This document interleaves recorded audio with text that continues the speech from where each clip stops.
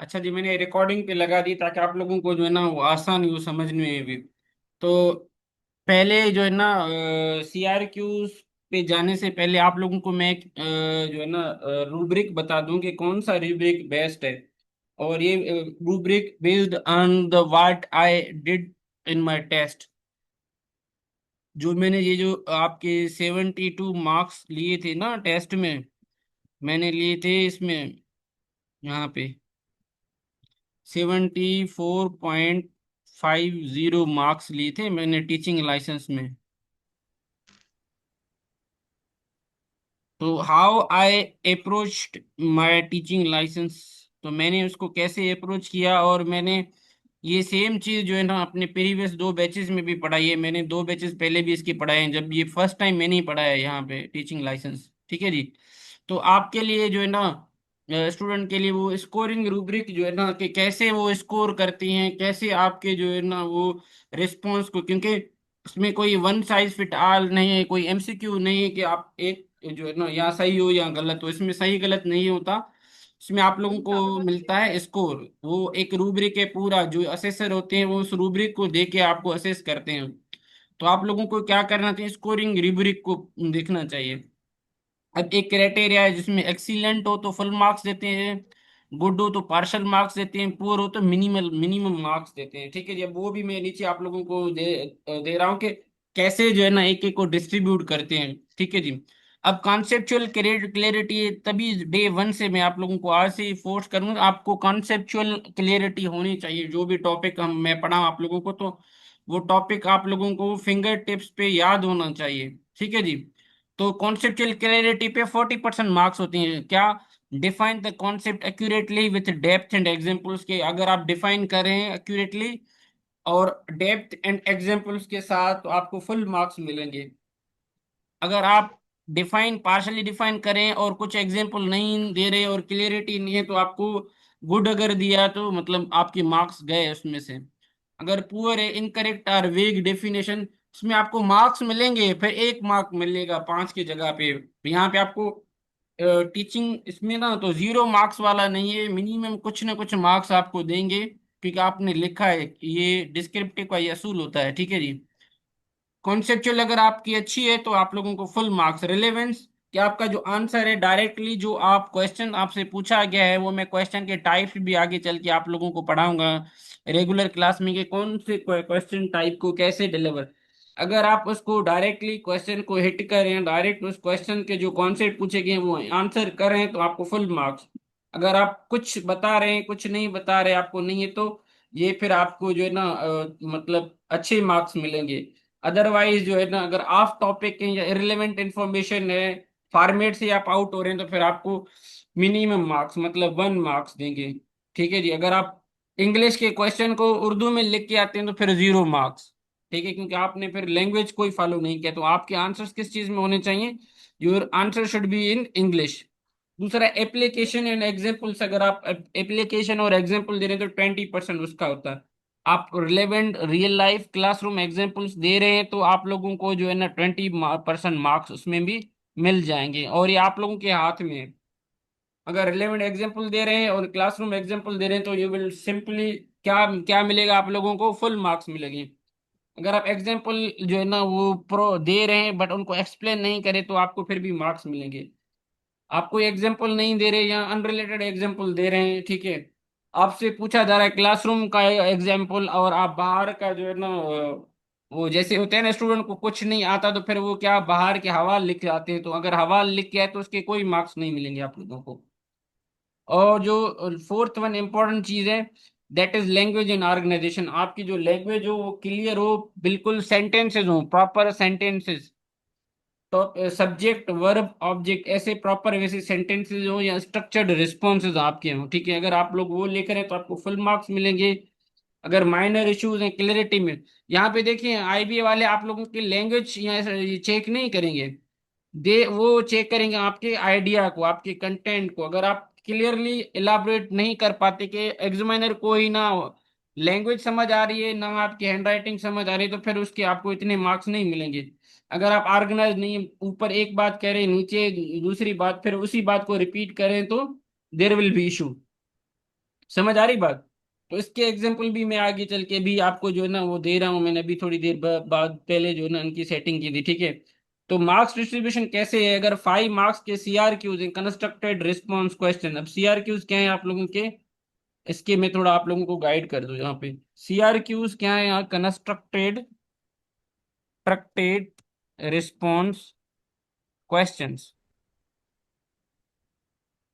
इसको हम कहते हैं गाइडेड, क्या, guided questions, guided questions. Guided questions क्योंकि आपको यहाँ पे लिमिट दी जाती है, लिमिट, लिमिट क्या के, right your answers, right your answer in 3 to 5 lines, 3 to 5 lines. इसको बिल्कुल आपने 3 to 5 लाइन्स में जो है ना वो कंप्लीट करना है उस रिस्पॉन्स को। समझ आ रही बात? तो इसमें क्या डिस्ट्रीब्यूशन है, 5 mark, 2 MCQs for concept, 2 for example relevance and 1 for organisation. ठीक है जी।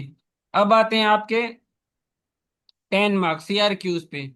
CRQs क्या है आपके, एक्सटेंडेड रिस्पॉन्स क्वेश्चंस। क्या है आपके, extended response, extended response questions. आपके एक्सटेंडेड रिस्पॉन्स में आपके लेंदी आंसर्स होते हैं, क्या होते हैं, लॉन्ग आंसर, सिंपल ऐसे करें, लॉन्ग आंसर्स होते हैं आपके। ठीक है जी। आप इनको एलाबोरेट करते हैं, एलाबोरेट करते हैं, एलाबोरेट इन डिटेल, डिटेल में आप इनको, डिटेल में आप इसको इलाबोरेट करते हैं, एक्सप्लेन करते हैं। ठीक है जी। आगे चलते हैं जी। अब देखें, ERQ में 4 मार्क्स आपके कॉन्सेप्ट में हैं, 3 for example relevance, 2 for application, 1 for organisation. ये मिलके आपके टोटल जो है ना 10 मार्क्स का क्वेश्चन होता है। अब यहाँ पे कभी कभी 10 मार्क के जगह पे ना एग्जामिनर आपको ERQ को फैसिलिटेट करने के लिए इसको 10 को वो 5 कर देता है। वहां 5 वाले को जो है ना कभी कभी 3 मार्क्स कर देता है। तो अगर जो भी होगा ना तो उनका पूरा का पूरा जो है ना एक मतलब रूब्रिक बना हुआ है कि 10 मार्क्स पे कितने देने हैं, 5 पे कितने। मैंने आपको 5 और 10 का रूल इसलिए समझाया ताकि आप लोगों को इजीली चीजें समझ आ जाए। अब हमने ऊपर एक पढ़ा था कि डिफाइन, यहाँ पे क्लियर है, रूब्रिक क्लियर है। तो अगर ऑर्गेनाइजेशन आयशा, ये है कि आप कैसे लिख रहे हैं अपने रिस्पॉन्स को, कैसे जो है ना लिख रहे हैं, ये भी आप लोगों की ऑर्गेनाइजेशन क्लियर हो जाएगी। अब हमने ऊपर पढ़ा था ना, आप लोगों को मैंने पढ़ाया था कि भाई teaching approach and teaching strategy क्या है। तो अब इसमें क्या लिखा है मैंने, कि define teaching approaches and teaching strategies, give 2 examples of each. अब क्वेश्चन को समझना है, अगर आपने क्वेश्चन समझ लिया तो आपने आंसर देना आपके लिए इजी है। मैंने आप लोगों को टीचिंग अप्रोचेस बताए थे और टीचिंग स्ट्रेटेजीज बताए थे। अब मुझे आप लोग बताएं, नीचे नहीं जा रहे, मुझे पहले बताएं कौन टीचिंग अप्रोच, कौन कौन से टीचिंग अप्रोचेस थे।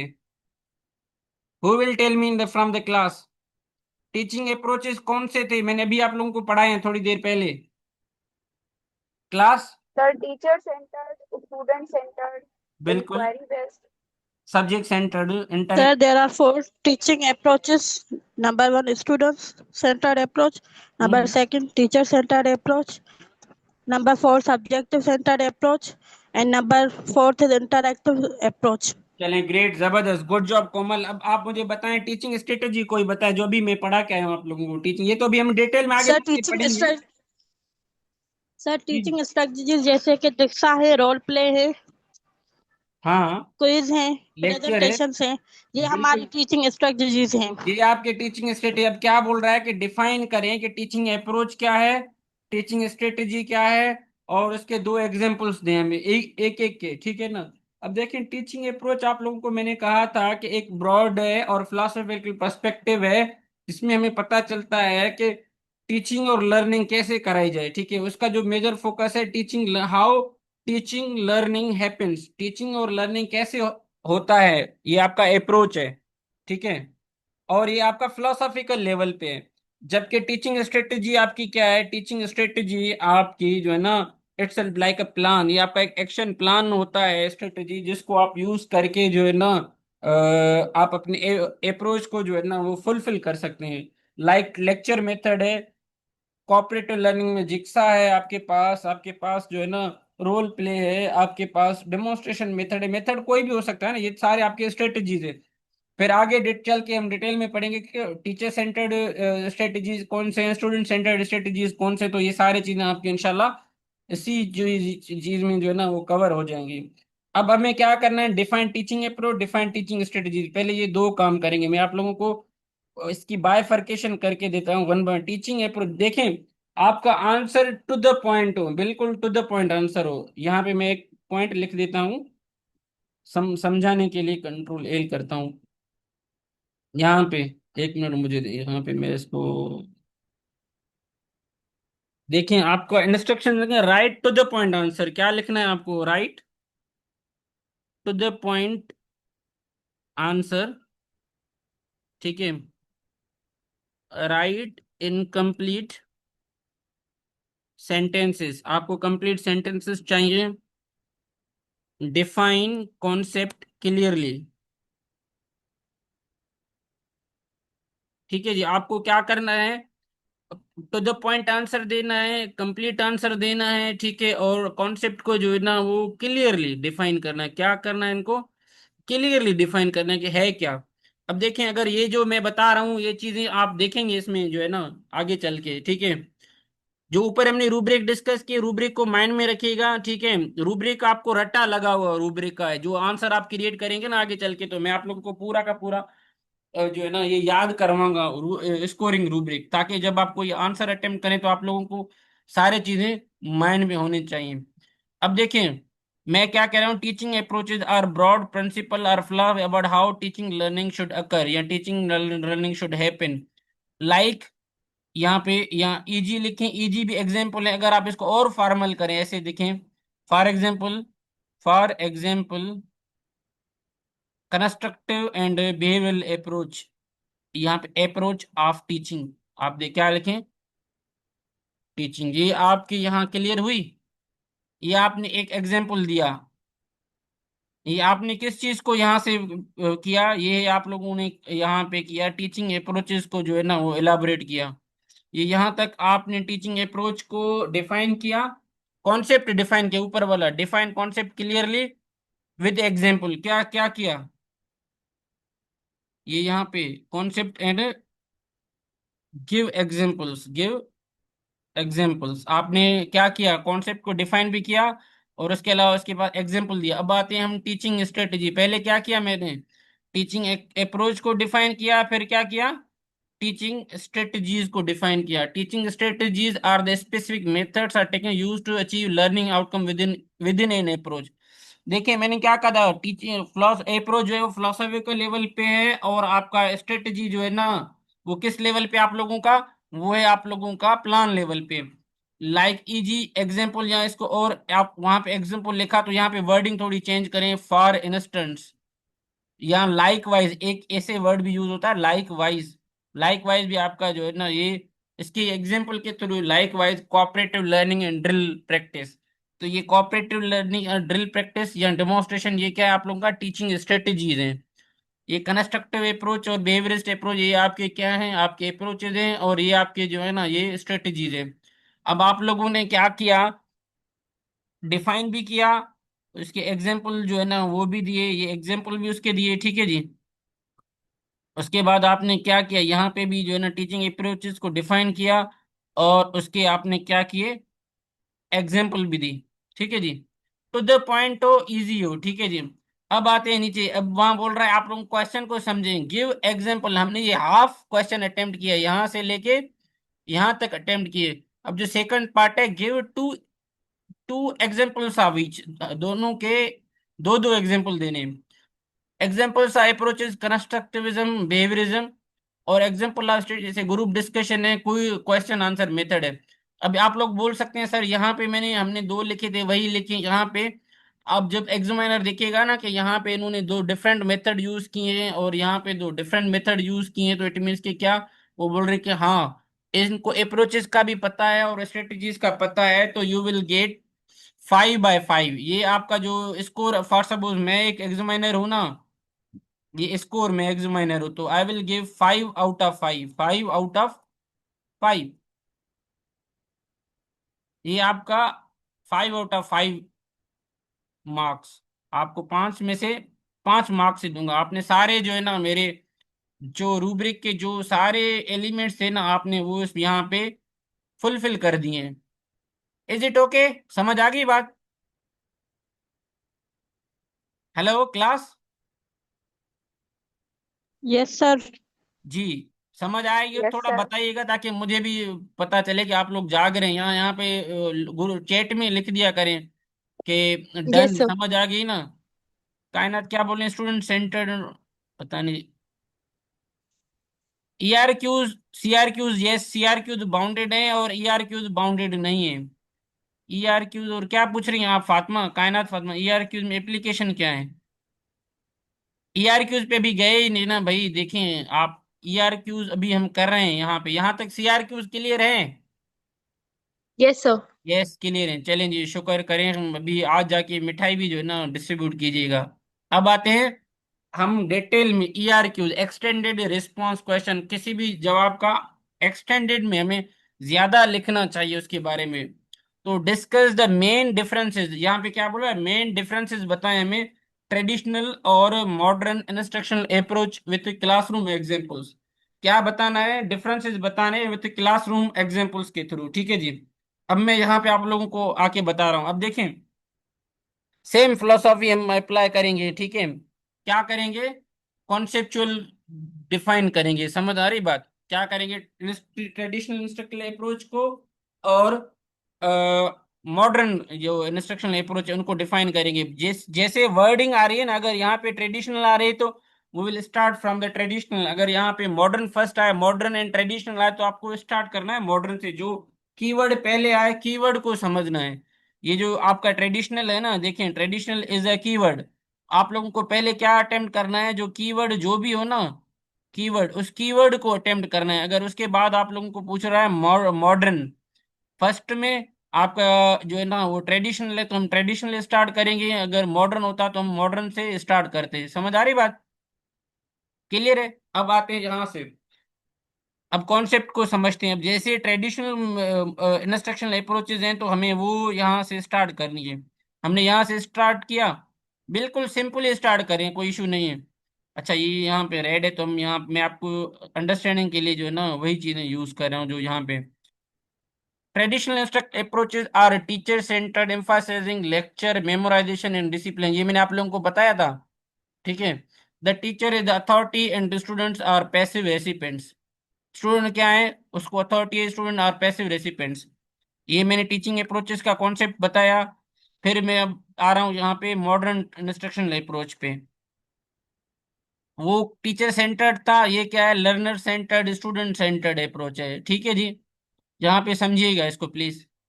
ये this is very very important और क्रूशल है आप लोगों के जो है ना अंडरस्टैंडिंग के हवाले से, कि इसको आप अंडरस्टैंड कर सकें। इसको थोड़ा मैं जूम आउट करूं ताकि आप लोगों को और भी जो है ना ये क्लियरली समझ आ जाए, ठीक है जी।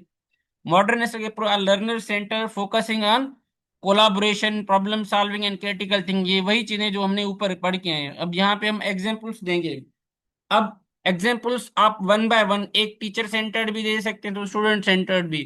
आई वुड हाईली प्रेफर कि पहले आप एक को निपटाएं, जैसे ऊपर हमने किया ना, एक को निपटाएं फिर दूसरे को निपटाएं ना, फिर आपका जो है ना वो काम आसान होगा। अब आपको सिर्फ चीजें रखनी है, स्टूडेंट टीचर कंटेंट, इन चीजों को माइंड में, जो मैंने ऊपर आप लोगों को बताया ना कि वो इनमें कैसे यूज करते हैं। अब for instance traditional teachers deliver lecture on science, student take notes. Traditional teacher एक डिलीवर करता है साइंस में लेक्चर, और लेक्चर मैंने यहाँ पे वर्ड देखें, वोकेबलरी इज वेरी इंपॉर्टेंट। जब आप ट्रेडिशनल यूज करें ना, तो जो ट्रेडिशनल अभी आगे चल के हम पढ़ेंगे तो उसकी वोकेबलरी भी वही यूज करनी है और एग्जाम्पल भी वही देने हैं। टीचर्स एक्ट इज अथॉरिटी, यहाँ पे हम कह रहे हैं ट्रेडिशनल क्या लेक्चर डिलीवर कर रहा है तो टीचर क्या है, teacher act is authority in traditional approach. जहाँ पे स्टूडेंट्स आर पैसिव, ये भी हमने पढ़ा था, student are passive in this method and they are just receiver of knowledge and knowledge is. अब यहाँ पे टीचर के बारे में बात की, यहाँ पे अब ये देखें टीचर के बारे में बात की हमने, ये कंप्लीट टीचर के बारे में बात की। एक मैं आपको कीवर्ड्स दे रहा हूँ, आप सॉरी, ये आप याद रखिएगा कि भाई इसमें हमने किसको किया, टीचर को। अब ये टीचर पे बात हुई, फिर मैंने उसके बाद करना है बात स्टूडेंट पे, कि स्टूडेंट का क्या रोल है, टीचर का रोल फिर स्टूडेंट का role. students are passive in this method and they are just receiver of knowledge and knowledge is transferred by teacher. अब ये फिर नॉलेज है ना, दिस इज कंटेंट। अगर आप नॉलेज को रेफर करें ना, यहाँ पे आप एक और वर्ड भी यूज कर सकते हैं, content. Content, knowledge or content is delivered by, is transferred by whom, is transferred by teacher। अब यहाँ पे फोकस क्या है, it is focused on exams only. ये किस चीज पे फोकस करता है आपका, सिर्फ और सिर्फ एग्जाम पे फोकस करता है। याद रखिएगा, अब हम ट्रेडिशनल के ही बारे में, where where students get grades. अब ये पूरा यहाँ से लेके, यहाँ से एग्जाम्पल जब हम दे रहे हैं तो यहाँ से लेके हम चार चीजों पे मैंने आप लोगों को कहा था कि फोकस करना है।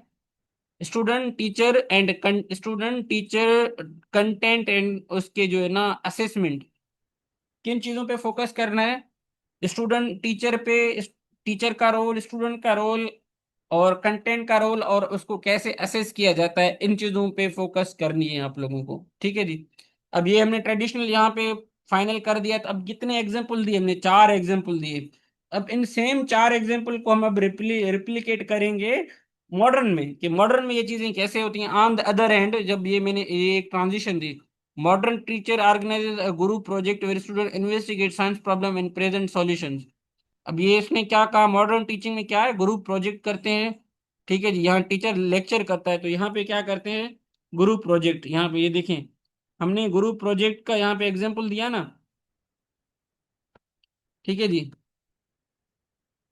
हमने ग्रुप का जहाँ पे साइंस प्रॉब्लम को इन्वेस्टिगेट करते हैं, उनके सॉल्यूशंस पे यहाँ पे टीचर एक्ट, ये हम अब पढ़ा रहे हैं यहाँ पे, जो वही सेम चीजें ऊपर भी टीचर की बात स्टार्ट की ना। ये मेरा मेथड यही है, मैंने ऐसे ही हमेशा की है लो, और अल्हम्दुलिल्लाह अच्छे अच्छा स्कोर है। तो मैं आप लोगों को वही अप्रोच रिकमेंड करूंगा जो मेरे लिए काम करा है, और मेरे स्टूडेंट जो प्रीवियसली जिन्होंने यहाँ पे सीखा है तो वो भी। और ये टीचर के बारे में बात की, I act as the facilitator in modern teaching approach. फिर मैंने यहाँ पे स्टूडेंट की बात की, students are actively constructing knowledge, it focuses on skill development. वो किस चीज पे था, एग्जाम ओरिएंटेड था, ये आपके स्किल डेवलपमेंट पे था। यहाँ पे देखिए, एग्जाम ओरिएंटेड, ये है आप लोगों का स्किल डेवलपमेंट पे। ठीक है जी। अब आते हैं आगे, टीचर। अब यहाँ पे असेसमेंट कैसे है, वहां पे ओनली एग्जाम यूज होता है। यहाँ पे teacher uses multiple methods of assessment including presentations and portfolios. वहाँ यहाँ इस मॉडल में क्या है, टीचर आपके प्रोजेक्ट्स आपसे लेता है, प्रेजेंटेशंस लेता है, पोर्टफोलियोज आपके बनाता है। अब इन चीजों को मैंने लिखा, अब शॉर्ट में करता हूँ इनको। ये जो इन शॉर्ट है ना, आप ऐसे समझें कि इसको कंक्लूड करें, तो इससे एग्जामिनर क्या बोलेगा, जो ऑर्गेनाइजेशन आपको बता रहा हूँ, कंक्लूजन ये यही है कि आप इसको कैसे ऑर्गेनाइज करें। पहले दोनों कॉन्सेप्ट को डिफाइन करें। अब इसको आप ऐसे भी कर सकते हैं। एक और इंटरेस्टिंग बात बताऊं मैं आप लोगों को, यहां से मैंने एग्जांपल लिया ना, फॉर एग्जांपल, एक तो ये मेथड है जो आई लाइक द मोस्ट। ठीक है जी। अब बट यहाँ पे मैं इसको आप ऐसे भी ऑर्गेनाइज कर सकते हैं। इस अच्छा, मैं इसको अलग से ऑर्गेनाइज करूं, चलो चलो इसको मैं कंप्लीट करूं, फिर आपको ऑर्गेनाइजेशन इसकी दूसरी भी समझाता हूँ। In short, traditional instructional methods are less flexible and follows a structured pattern, whereas modern teaching approaches are student friendly, where students actively take part in teaching and learning process। वही दोनों बातें जो ऊपर हमने कही हैं, उनको मैंने इन अदर वर्ड्स में जो है ना, इन नटशेल में उसको री स्टेट किया। क्या किया यहाँ पे, इनको री स्टेट किया, री स्टेट किया। कभी कभी ऐसे है कि आप लोग आइडियाज आप लोगों को नहीं आते, समझ आ रही बात। ऐसा होता है कभी कभी आपको आइडियाज नहीं आते, आपको कंटेंट नहीं, तो आप उसी ऊपर वाले कंटेंट को भी अगर थोड़ा रीस्टेट करें अदर वर्ड्स में ना, तो ये भी एक टेक्निक है जिसके थ्रू आप लोग सीख सकते हैं अच्छे वे से।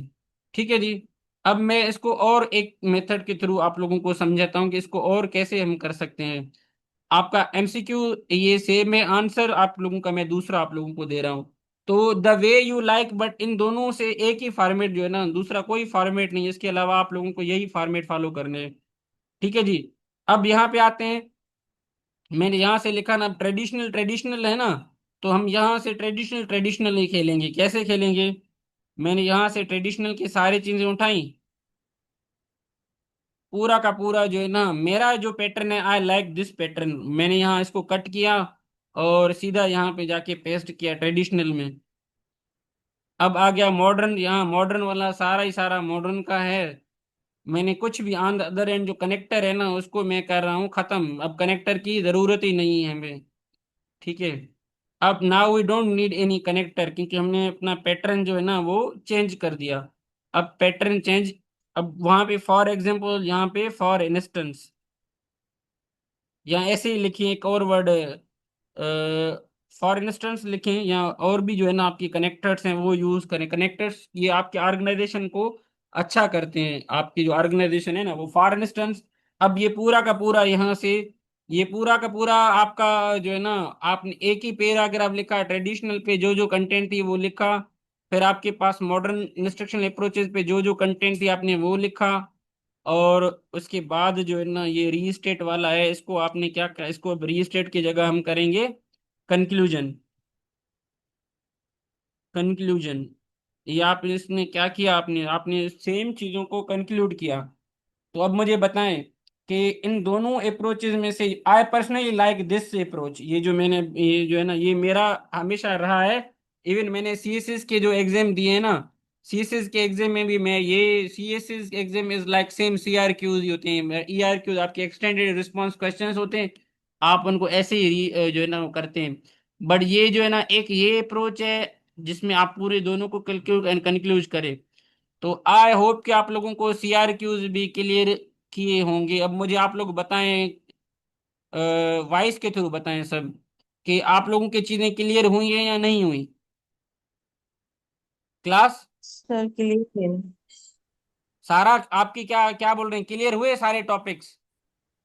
जी सर जी सर क्लियर हो गए। जी कोमल आप बताएं। सर मुझे ना एक क्वेश्चन था कि जी जो पूछें आपने कोमल, ईआरक्यू पूछें पूछें क्वेश्चन क्वेश्चन, बताया है, पूछें क्वेश्चन डिस्कस पूछें। The main discuss the main difference between traditional and modern जी approaches।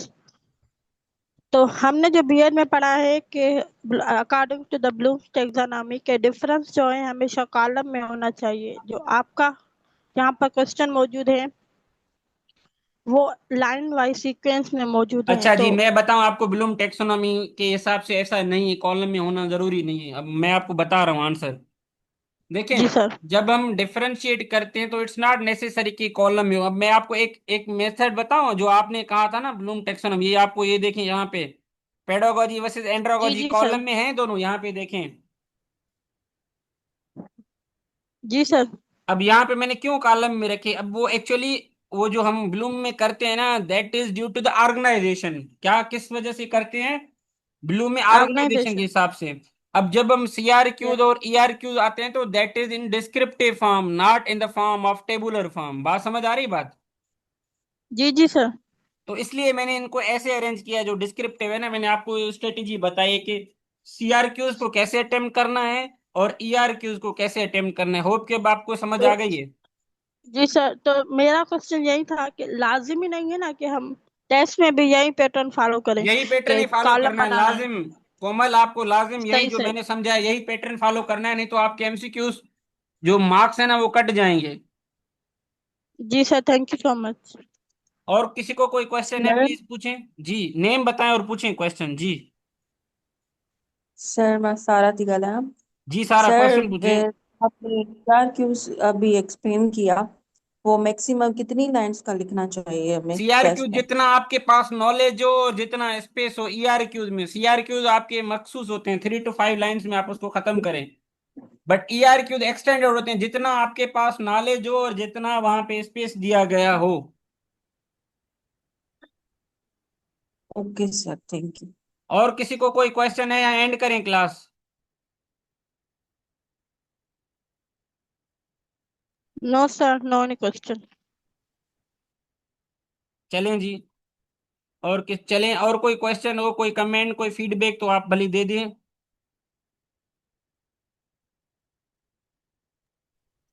जी सर, माशाल्लाह बहुत अच्छा था क्लास, और your way of teaching is also good and effective. इंशाल्लाह आप लोगों को इजी सारी चीजें लगेंगी। Thank you so much. तो आज की क्लास को जो है ना हम यहीं पे ही जो है ना वो एंड करते हैं। आप उम्मीद है कि आप लोगों को ये चीजें समझ आ गई होंगी, और इन फ्यूचर में भी जो है ना ये आप लोग इनको यूज करेंगे। और जो मेरे रेगुलर स्टूडेंट हैं तो उनको तो मैं इंशाल्लाह कल से उनकी जो आज से ही जो है ना अच्छा जी, यहाँ पे आज क्लास तो एंड हो रही है, बट जो हमारे रेगुलर स्टूडेंट्स हैं उनके लिए क्लास एंड नहीं है। उनको ये वीडियो मैं अभी सेंड करूंगा दोनों ही, और फिर आप लोग अटेम्प्ट करके अपने क्वेश्चंस जो है ना वहाँ पे सेंड करने हैं। तो उसके भी मैं फॉर्मेट इंस्ट्रक्शंस आप लोगों को ग्रुप में दे दूंगा, जो पेड ग्रुप है। ठीक है जी, thank you so much for the class. Sir आप सर आपने कहा था कि मैं एंड में ना आपको नोट्स दिखाऊंगा एक